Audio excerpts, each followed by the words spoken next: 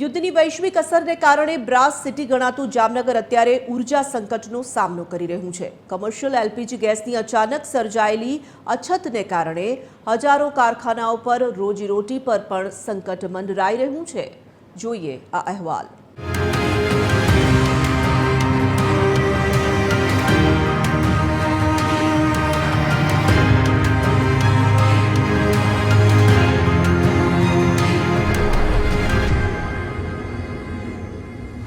જામનગરનો brass ઉદ્યોગ વિશ્વવિખ્યાત, જે અત્યારે ઇતિહાસના સૌથી કપરા સમયમાંથી પસાર થઈ રહ્યો છે। ગલ્ફ દેશોમાં યુદ્ધ જેવી સ્થિતિ સર્જાતા આંતરરાષ્ટ્રીય સ્તરે સપ્લાય ચેન ખોરવાય છે, જેની સીધી અસર જામનગરના ગેસ પુરવઠા પર પડી છે। ગેસની અછતને કારણે જામનગરમાં લગભગ 500 થી 600 યુનિટ એવા છે જે ફોર્જિંગ કરે છે અને ફોર્જિંગ કરવા માટે માલ ગરમ કરવો પડતો હોય છે।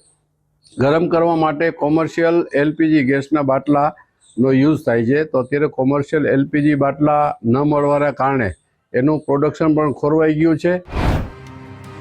બ્રાસના વિવિધ પાર્ટ્સ બનાવવા માટે એલપીજી ગેસ અનિવાર્ય છે, પરંતુ છેલ્લા 3-4 દિવસથી કોમર્શિયલ ગેસના બાટલા મળવા મુશ્કેલ બન્યા છે। પરિણામે અનેક નાના અને મધ્યમ કદના એકમોમાં ઉત્પાદન સાવ ઠપ થઈ ગયું છે। ગેસના બાટલા ન મળતા મશીનો અટકી ગયા છે।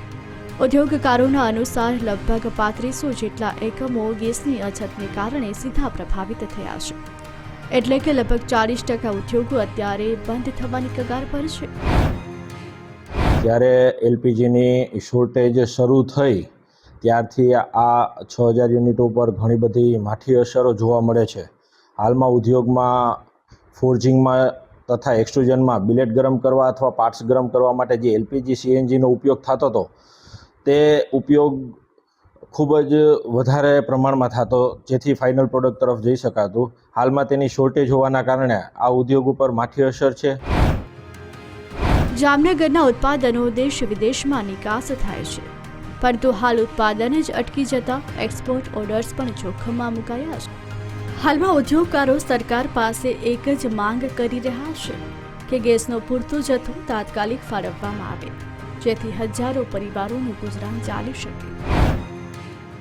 ઈરાન, ઇઝરાયલ અને અમેરિકાના જે યુદ્ધની પરિસ્થિતિ એટલે કે જે તણાવની પરિસ્થિતિ છે તેને લઈને ક્યાંક ને ક્યાંક હવે જે ભારતમાં જે વૈશ્વિક કહી શકાય કે બ્રાસ સિટી તરીકે ઓળખીતું જામનગર, કે જેને હવે જે કહી શકાય કે ગેસ આધારિત જેટલા એકમો છે તેમને જે આધારિત છે તેમને ક્યાંક ને ક્યાંક હવે જે સંકટના વાદળો છે તે છવાયા છે અને પર્યાપ્ત જે રીતે ગેસ જથ્થો છે તે ન મળવાના કારણે હવે જે કહી શકાય કે ઉદ્યોગકારો છે કે તેમને હવે જે પોતાના એકમો છે તે બંધ કરવાનો વારો આવે તેવી પરિસ્થિતિ છે તેનું નિર્માણ થયું છે અને ક્યાંક ને ક્યાંક હજારો જે કહી શકાય કે શ્રમિકો છે તેમની રોજગારી છીનવાય તેવા સંકટના વાદળો છવાતા ક્યાંક ને ક્યાંક હવે ઉદ્યોગકારોમાં પણ ચિંતાનું એક મોજું છે તે ફરી વળ્યું છે।